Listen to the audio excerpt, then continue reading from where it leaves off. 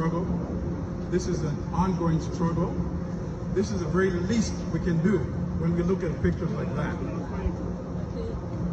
When we look at the pictures of our Ugandan sisters and brothers who are being kidnapped, who are being tortured, who are being killed.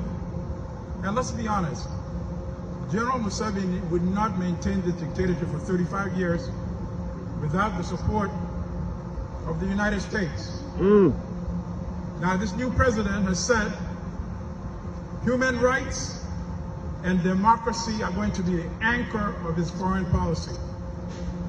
We want to see it put to test. We want there to be one uniform standard for all human beings. We don't want there to be one standard for Africans and another standard for non-Africans. That is called hypocrisy. If Black lives matter in the United States, Black lives matter in Africa. Yes. Yes. It is from Africa that all of us originate, after all. The cradle of humanity. That's not challenged anymore. So how is it possible that Africans are the worst treated human beings on earth? That doesn't make sense. We believe what the President of the United States said. We will give him the benefit of the doubt. We're encouraged by some of the statements so far. I think it's significant that Secretary of State Blinken said the elections in Uganda were neither free nor fair. No United States president has said that before, so we think this is important. But we noticed that the U.S. has been very firm on Myanmar, where you have a brutal military junta kidnapping, torturing, killing civilians, doing the same thing that General Museveni is doing in Uganda and has been doing for 35 years. So we watch U.S. policy carefully toward Myanmar. The U.S. has demanded the return of the rule of law in Myanmar. So we want the U.S. to have the same demand in Uganda.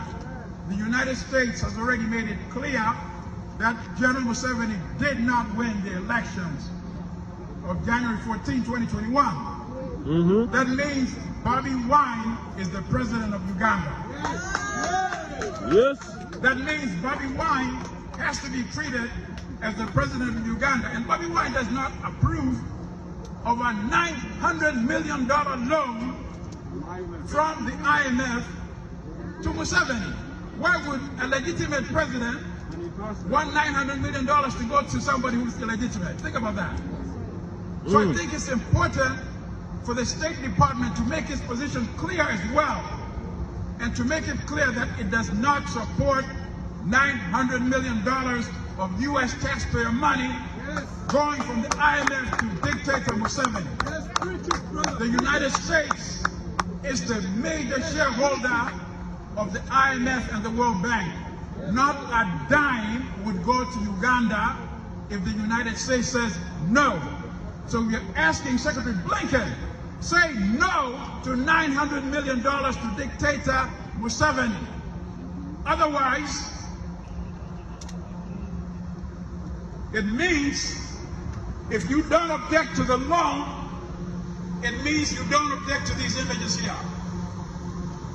And these are just a few photographs of the victims of dictator General Museveni. Please give hope to the young generation of Ugandans. Let them live a life free of dictatorship. Let them enjoy life and democracy just like every American citizen does. They deserve that. Thank you, sister and brother, for coming today. Uganda, oh yeah? Oh yeah. Down with Museveni. Down with Museveni. Okay. Down with Museveni. Down with Museveni. Thank you, brother Milton Allimadi. So now, one more tweet, guys. Take out your phones and we're going to tweet, you'll see the tweet Joseph Simeon this week. The tweet is Secretary Blinken. We're tweeting him. We did bring a letter to him. Someone came down. We gave him a petition last time. We wanted some kind of feedback.